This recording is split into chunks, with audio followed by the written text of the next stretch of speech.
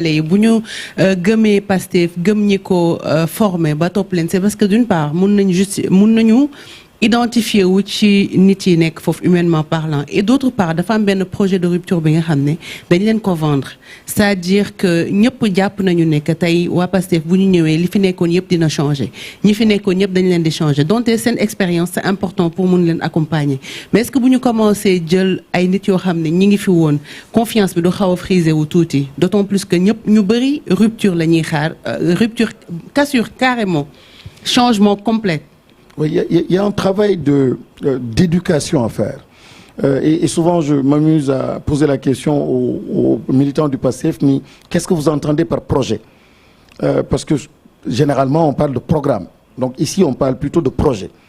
Mais compréhension, quand j'entends le Sénégalais lambda parler de projet, il parle vraiment de la transformation du Sénégalais.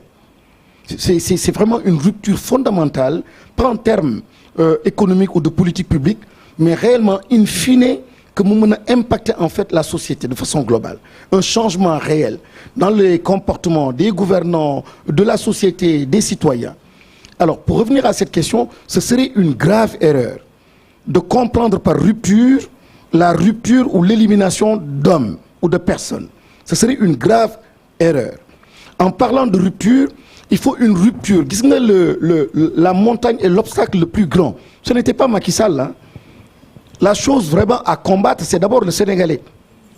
Le Sénégalais avec mentalité bi, avec l'union mine, avec l'union cam, avec l'union fonctionner dans nos familles, dans nos entreprises, dans la rue, ça, c'est l'obstacle.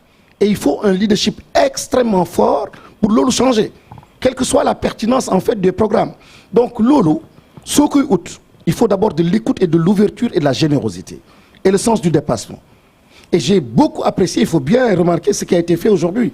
La première nomination, une nomination avec une ouverture sur Maritonian et une deuxième nomination, quelqu'un qui reconduit et qui travaillait avec l'adversaire Macky Sall.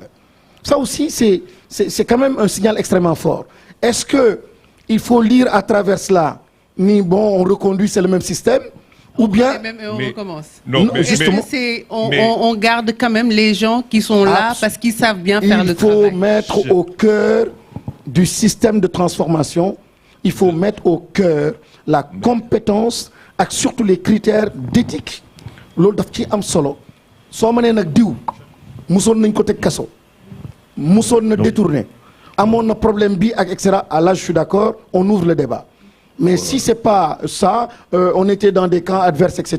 Ça, franchement, c'est pas un problème. Wow, mais si lu ma dégg fii en tout cas si lu fi wax lépp dafa tàmbal